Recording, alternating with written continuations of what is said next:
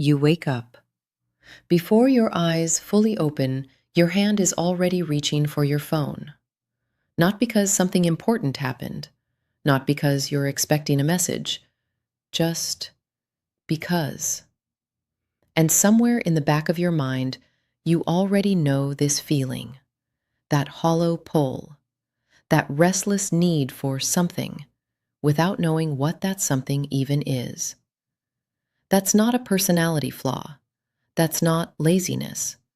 What you're feeling is the signature of a dopamine system under siege. What dopamine actually does. Dopamine is one of the most misunderstood chemicals in your brain.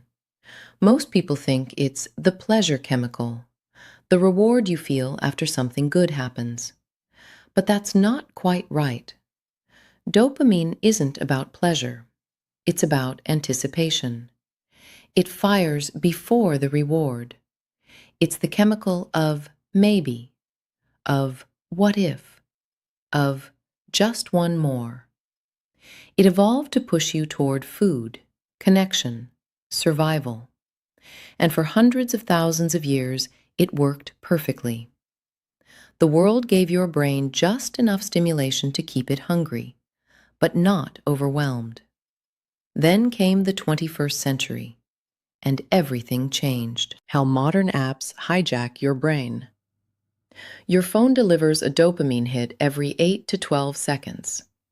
A new notification, a new post, a new video that cuts before your brain can fully process it. The apps on your screen weren't designed by accident. They were engineered by teams of neuroscientists and behavioral psychologists to exploit the exact mechanism that kept your ancestors alive. Swipe is a slot machine. Every notification is a tiny spike. Every autoplay is a system designed to make stopping feel physically uncomfortable. And here's the part that should make you pause. Your brain can't tell the difference between a genuine reward and a manufactured one. It responds the same way, every single time. The downregulation effect. But something begins to shift. Because when dopamine fires too often, too easily, the brain does something to protect itself. It starts pulling back. Scientifically, this is called downregulation. Your brain literally reduces the number of dopamine receptors available. It becomes desensitized, like turning down the volume on a speaker that's been playing too loud for too long. And suddenly, the things that used to feel good don't anymore. A conversation with someone you love feels slower than a TikTok video. A walk outside feels underwhelming compared to a notification.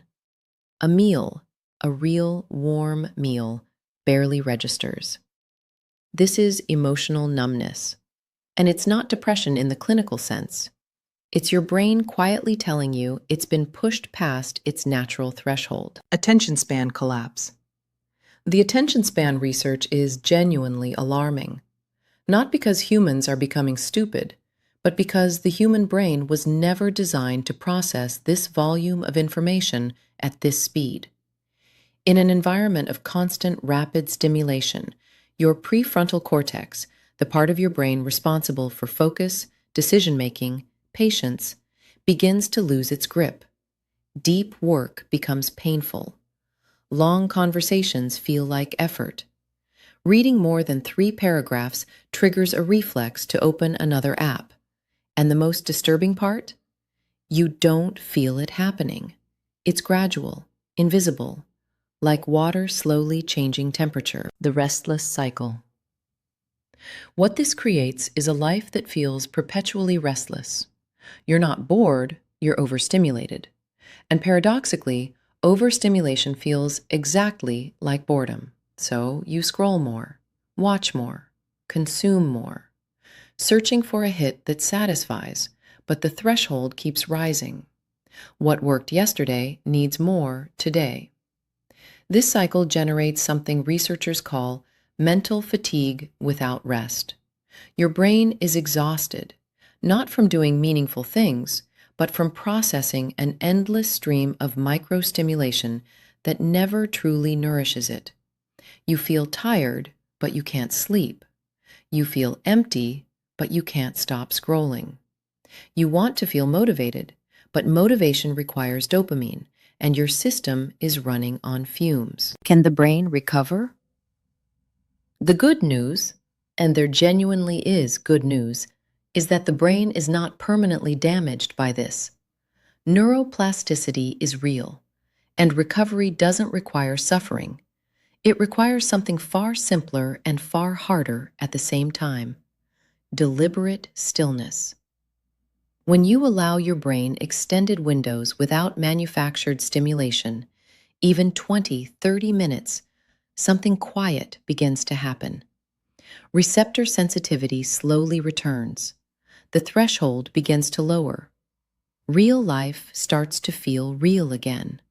Sunlight, silence, a slow conversation, exercise, food eaten without a screen. These aren't just lifestyle tips. They are neurological inputs your brain was specifically built to receive. Inputs it has been starved of. You weren't born distracted. You weren't born numb. You were born with a brain of extraordinary sensitivity and depth. And that brain is still there, underneath the noise. The question isn't whether your brain can heal. It can. The question is whether you'll give it the quiet it's been asking for. In every moment of restlessness, every hollow scroll, every night you lay awake feeling overstimulated and somehow still unsatisfied. Your brain isn't broken beyond repair. It's waiting. And it's been waiting longer than you realize.